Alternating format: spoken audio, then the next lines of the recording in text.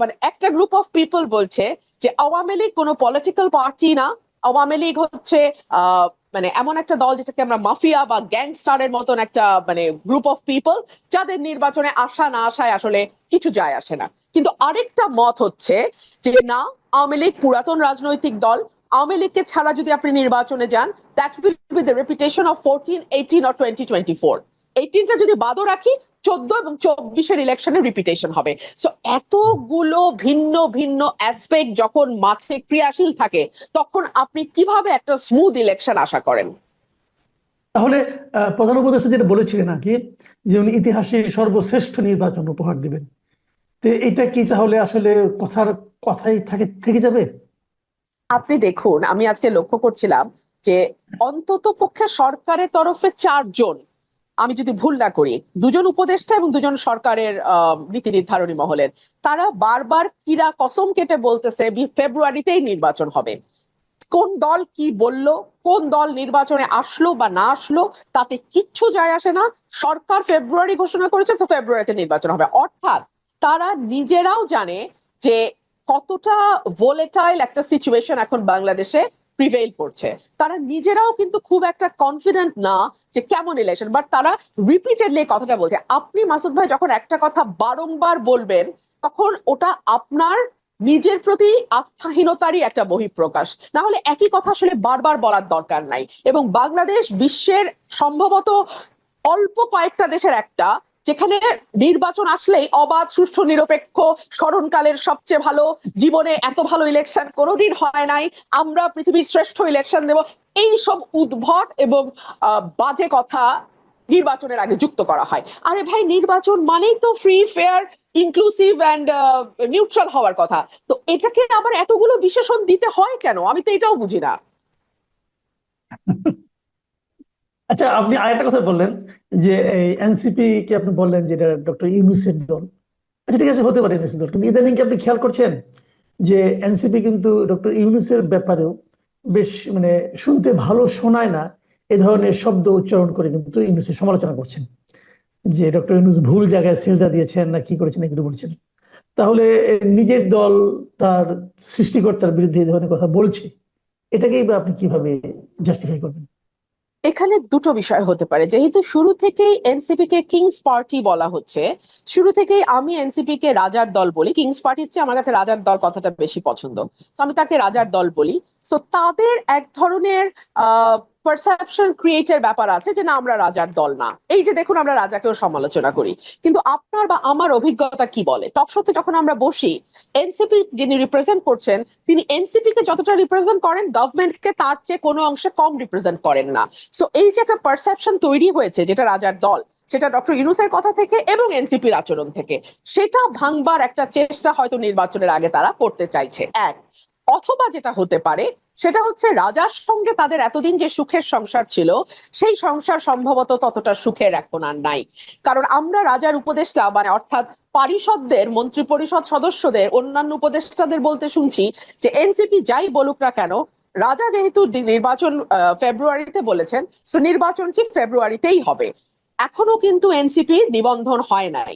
সুতরাং এনসিপির জন্য অত্যন্ত চ্যালেঞ্জিং হয়ে যাবে ফেব্রুয়ারির আগে, নির্বাচনের আগে, তাদের সমস্ত শর্ত পূরণ করে একটা মানে রেজিস্ট্রেশন পাওয়া। সো এই সকল কিছুর বিবেচনায় রাজার সঙ্গে বনিবনা না হওয়া, তারা প্রথম দিকে যেরকম দাপট এনজয় করেছে, যেরকম যাচ্ছে তাই কথা বলা, যাচ্ছে তাই আচরণ করার এক ধরনের প্রচ্ছন্ন সমর্থন তারা সরকার থেকে পেয়েছে। না হলে তো উপদেষ্টাদের পিএসরা কোটি কোটি টাকা বানাতে পারতো না। না হলে তো উপদেষ্টাদের পিতারা এলাকায় এলাকায় মব রাজত্ব কায়েম করতে পারতো না। এবং দেখেন আপনি, এই মব রাজত্ব কায়েমের কথা গণমাধ্যমে আসার পরেও এখন পর্যন্ত আমি দোষী নির্দোষ সরিয়ে রাখি, একটা ন্যূনতম ইনভেস্টিগেশনও হয় নাই। তো আপনি আমাকে বলেন, মানে এই দল রাজার দল না হলে আর কি, তারা এখন যেই পারসেপশনই ক্রিয়েট করার চেষ্টা করুক না কেন। সো এই দলটি হয়তো এখন প্রথম দিকে যেরকম প্যাম্পারিং পেয়েছে, বাংলাদেশের সেনাবাহিনী যেটা আমাদের স্বাধীনতার সার্বভৌমত্বের প্রতীক, সেই সেনাবাহিনীকে তারা কোন ভাষায় অ্যাটাক করেছে আপনার নিশ্চয়ই মনে আছে। সেনাবাহিনীর আহ একজন মেজরের ফ্যামিলি সম্পর্কে যে ধরনের বাজে কথাবার্তা তারা ফেসবুকে দিয়েছে, এটা কোথাও হয় না মাসুদ কামাল ভাই, পৃথিবীর কোথাও হয় না। সেনাবাহিনী প্রতিটি দেশের স্বাধীনতা সার্বভৌমত্বের প্রতীক। এটাকে যখন আপনি কটাক্ষ করবেন, এটাকে যখন আপনি হেয় করবেন, তখন আপনি কিন্তু বাংলাদেশের স্বাধীনতা সার্বভৌমত্বকে প্রশ্নের মুখে ফেলে দেবেন। জি, আরেকটা প্রসঙ্গ, এটা খুব রিসেন্টলি হয়েছে। আমি মানে এটা আলোচনা হচ্ছে, আমি সম্ভবত এটি আমাদের শেষ প্রশ্ন। সেটা হলো যে বিভিন্ন দূতাবাস থেকে একটা মৌখিকভাবে নির্দেশ গিয়েছে যে রাষ্ট্রপতি ছবি নামিয়ে ফেলতে হবে, কিন্তু এই ব্যাপারে কোনো প্রজ্ঞাপন হয়নি, মৌখিক নির্দেশ গিয়েছে এবং এটা অনেক জায়গায় পালন করা হচ্ছে। তো আবার এটা দেখলাম যে আমাদের দেশীয় রাজনীতিবিদরাও এটাকে একভাবে সাপোর্ট দিচ্ছেন।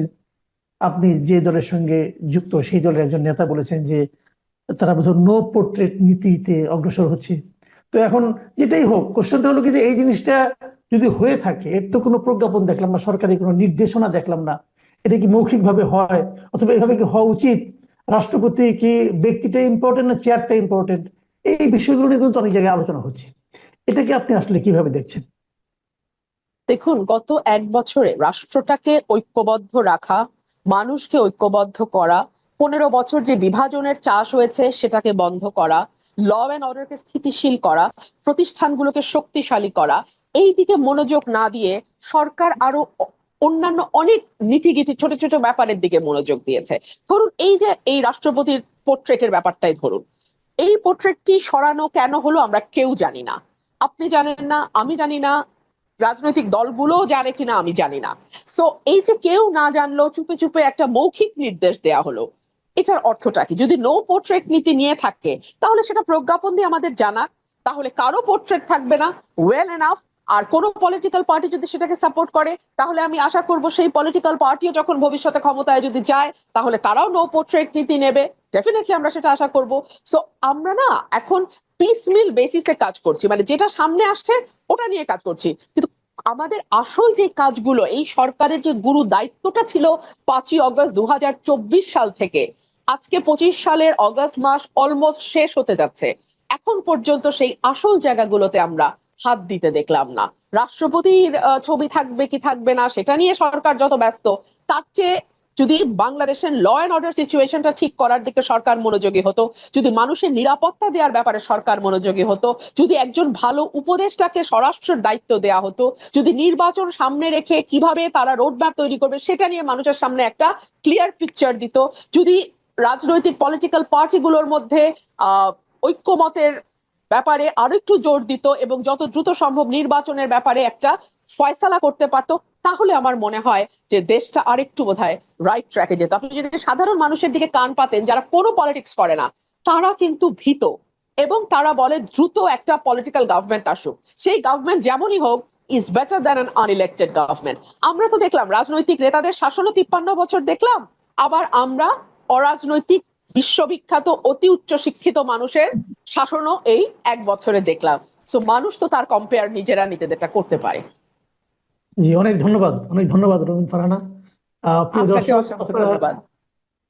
আপনারা শুনলেন ব্যারিস্টার রুমিন ফারহানার বিশ্লেষণ আমাদের নির্বাচন নিয়ে, ডক্টর ইউনূসের কথার প্রতি মানুষের আস্থা নিয়ে, রাষ্ট্রপতির ছবি নিয়ে, আইন শৃঙ্খলা নিয়ে, সবকিছু নিয়ে।